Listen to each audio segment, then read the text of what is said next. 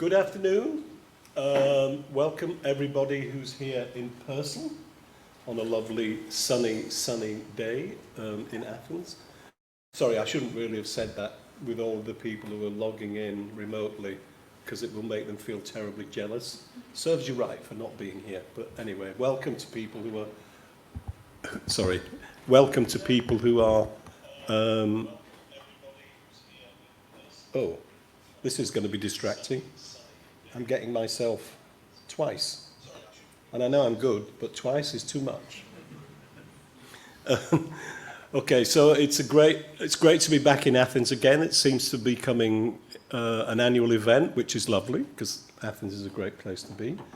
And we will be reflecting on some great progress that we've made since the last time we were here, and looking forward to the next phase of our operations, which are going to be even more important for, certainly from my point of view, for children's rights, child protection on the internet, but of course I recognise that this whole area has wider implications for the consumer space as a whole. So I won't bore you with my thoughts other than to say, being a Brit with an Irish passport and soon to have a Polish passport, I might add, I'm very proud that we now have the Online Safety Act of 2023. We thought it would never happen at different points, but the King signed it last week. Under British parliamentary traditions and systems, the politicians have to complete their work, and then it goes to the king or the monarch, who has to then actually physically, literally sign it. And then somebody stands up in Parliament and says, "Le roi le veut," which, by the way, is Norman French. So this theoretically dates from 1066. And le roi le veut, it's the first time in 70 years that those words had been spoken, because up until then, of course, we'd had a queen. So anyway, that happened last week, and it is now law. And there are very clear requirements in there, and we're going to hear more from the new regulator, Ofcom, later about their approach, that have huge implications for and gives a major boost to age verification and age assurance. So that's great. We're going to hear from the Australians later as well, and the stuff that they've been talking about in relation to age verification. And I think we're definitely seeing this on an upward trajectory, and the only question is how rapidly or how steep the curve of the trajectory is. So I'm not going to speak for any longer than that for now, because we have somebody much more interesting and important to talk to us. Let me welcome Professor Dennis Sarigiannis. How's that? Is that good? Is that all right? Who is Director and President of the board of the National Hellenic Research Foundation, whose marvellous building we are currently meeting in. Professor. Thank you so much. Thank you so much for the very kind introduction, and of course to all of you for being here. We're very happy to host this, I think, very important meeting. Actually, I would consider a landmark meeting. Actually, it's a very interesting thing we're talking about landmarks, because you mentioned 1066 is the actual date when the right, which actually is even more interesting because it's about 900 years earlier than when a key pillar of your work, Kostas Flokos, was born. So actually, that is also something very interesting in terms of making. He'll kill me after that, but that's okay. NHRF, so the National Hellenic Research Foundation, just to tell you where you are, is the second oldest research center in Greece.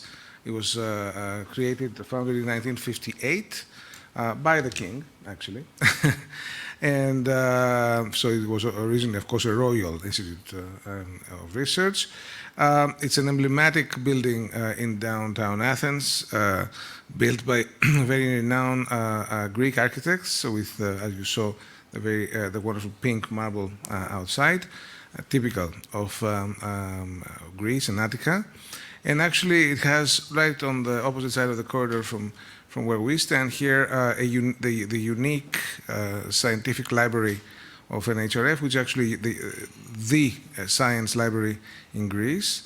We're right now working towards, of course, enhanced digitalization with creating a National Library of Medicine along the lines of the US National Library of Medicine, together with all the medically oriented research centers and academic institutions in Greece, to be hosted as a central node here, but of course in a very digital and sense, spread around across the country. So issues of data access obligations, consent, and because of course medical research has to do with actual consent of subjects, is a very important issue.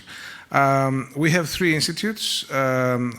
It's a very interdisciplinary place. We have, I think, the most important historical research institute in the country, with a lot of international collaborations, and the only chemical biology institute, again, in Greece, and physical and theoretical chemistry institute. So we're doing mostly basic science, but basic science for society, actually, trying to address in an interdisciplinary, holistic mode,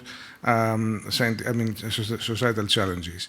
And we try to act not as a, one more research center, but actually as a central hub in the Greek research and innovation ecosystem, networking a lot, trying to do things together as opposed to being just competitive.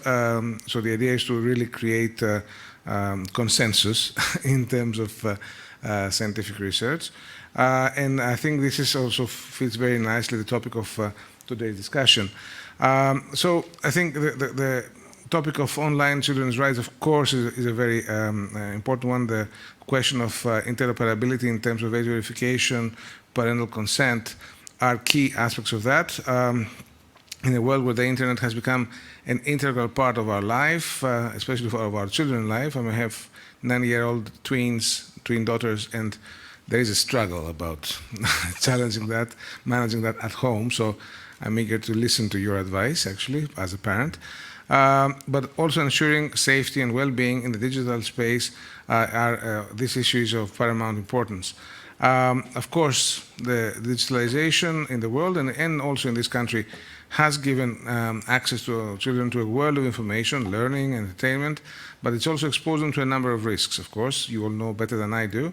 And I think it is the duty of the scientific community to strike this balance that we need in terms of providing them with the benefits of the digital age and protecting their right, privacy, and of course, innocence.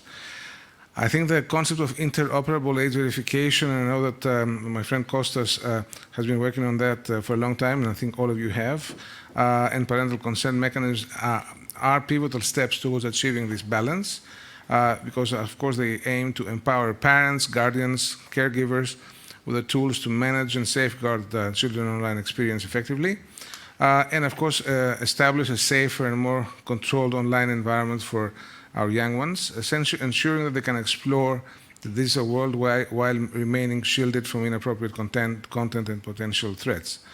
I think, again, as I said, I'm looking forward to the discussions today, and really very interested to see the advances that were mentioned earlier by the chair.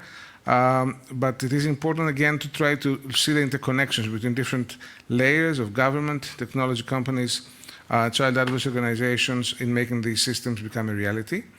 And I do think that in our role as a research center, we definitely want to, again, as I said, be a hub for the research community in Greece, but really try to be the, let's say, content bearer, science, information bearer to the rest of the research world in Greece, in terms of also being able to enhance and support your work. So again, I'm very grateful for that, for the opportunity to give to us, and I hope you'll have a unique and nice experience being here. And I'm really looking forward to a very fruitful discussion this afternoon. Thank you very much. Thank you.